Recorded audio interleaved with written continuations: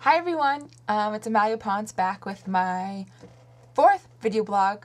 There's been quite a big gap in between the third and the fourth, but I'm excited to do another one. I really like this form of communication. I think it allows me to be,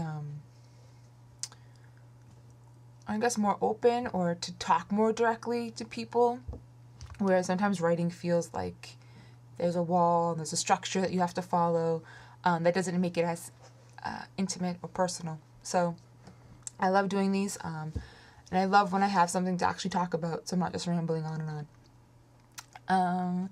But first, I just want to say thank you to everyone who's been reading. Lots of great comments. People, I'm so happy when you're able to open up about things that are so personal.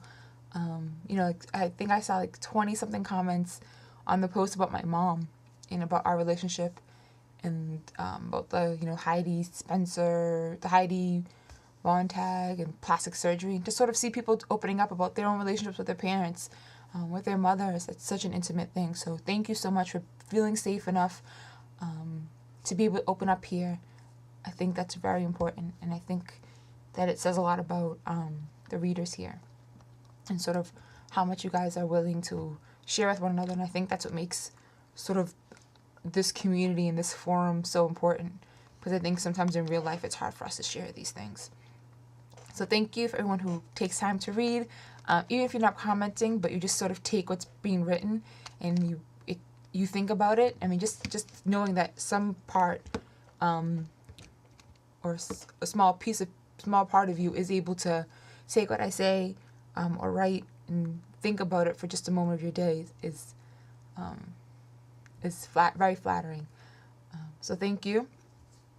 Let's see. Okay, so I'm also very pleased. I haven't done a video blog since then, but to be invited to the Young, Fat, and Fabulous Blogger Conference in New York City this summer.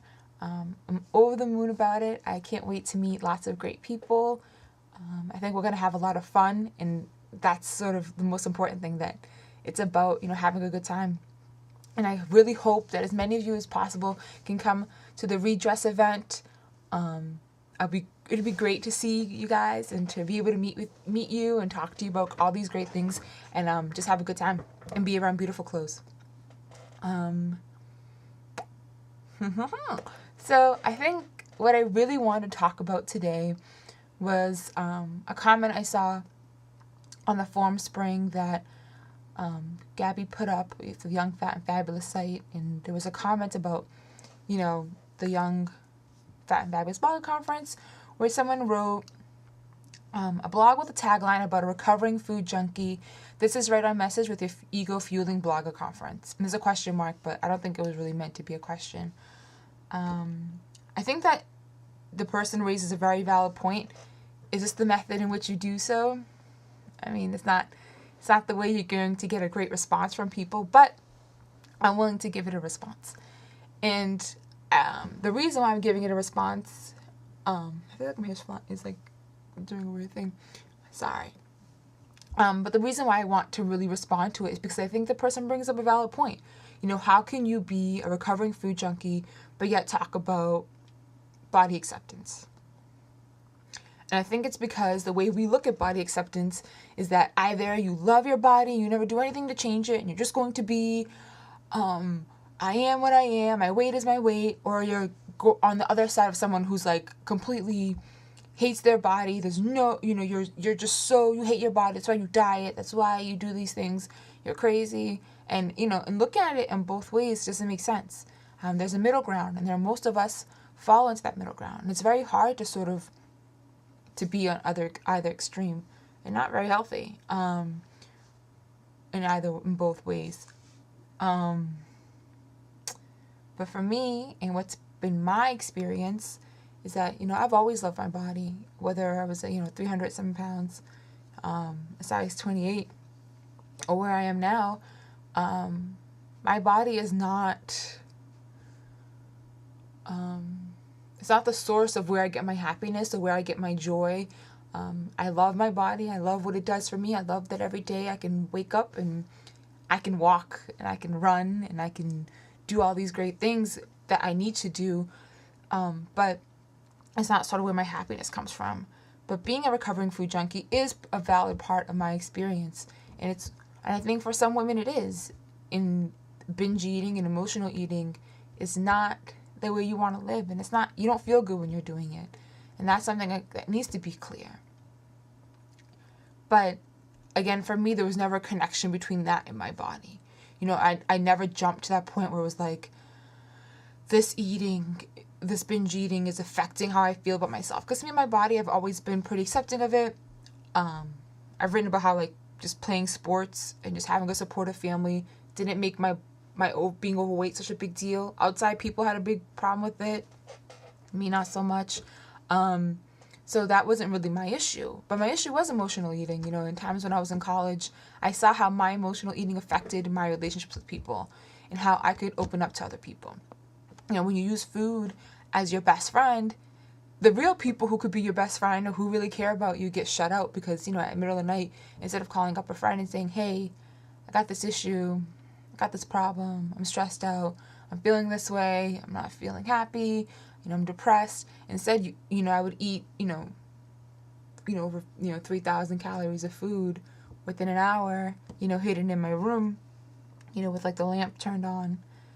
And like all I had to do was walk out the door and go 2 doors down and knock. And I had a friend right there who could have helped me. And I wasn't able to do that. So being a recovering food junkie is important for my mental health. And it was important for me to get over that, to understand that I can be happy without food. Doesn't mean that I don't like good food. Doesn't mean that I think you shouldn't eat. I eat all the time. I think, and I enjoy food. And I think right now I can enjoy it more. And I don't have this like guilt associated with it as I did before, which is interesting enough because after I dieted or after I lost all this weight, I was able to see like, yo, it's just food. Like, it doesn't matter. Like it doesn't have any weight on you being happy or being anything. And just as my weight doesn't make me happy. It's all not true, what they tell us about, once you're thinner, you're going to be happier. Not so much. So I think it's important. I mean, I'm not sure. I think that I was invited because I do have fashion sense. I think my blog speaks to a group of women who in this community really want to love themselves and, realize that there are different ways of getting to that point, and that you can love yourself and still want to alter some things and still say like, hey, I wish I was a little bit healthier, fitter, if more fit. I wish I could run longer. And I think those are things that are important. And I'm just showing there's a way to do that. And I've done it. And I'm not going to apologize for having lost weight or for, or having my story or having my experience. I think that my experience is not unique. I think other people have similar feelings, and I think that's why people are able to still read it. I think within our community, we have to be more accepting of people who have different experiences and understanding that we all don't have to be the same. Just as I don't expect you to wear what I wear, I don't expect you to think how I think. And I think if we can have intelligent conversations and great discussions about what does it mean when someone who's in this community wants to diet, what does that mean? What happens when your favorite blogger decides that she wants to lose some pounds, or she does lose some pounds, or she does gain weight? How do we treat those people? And I really hope that we treat those people with the same respect that we did before. Because otherwise this whole body acceptance, fat acceptance movement means nothing. Because it's really about accepting people for whatever they are and whoever they are and whatever they choose to be. Not just because they meet a certain weight requirement, because then we're not doing anything different than anybody else. Now I'm just rambling and preaching, but I'll stop. But I really hope that maybe this opens up another conversation or more discussion. What are your thoughts? I'm getting close to the 10-minute mark, which means YouTube won't upload my video anymore. So I'm signing off. Thank you so much, everyone, for reading, for commenting, for being wonderful. Bye.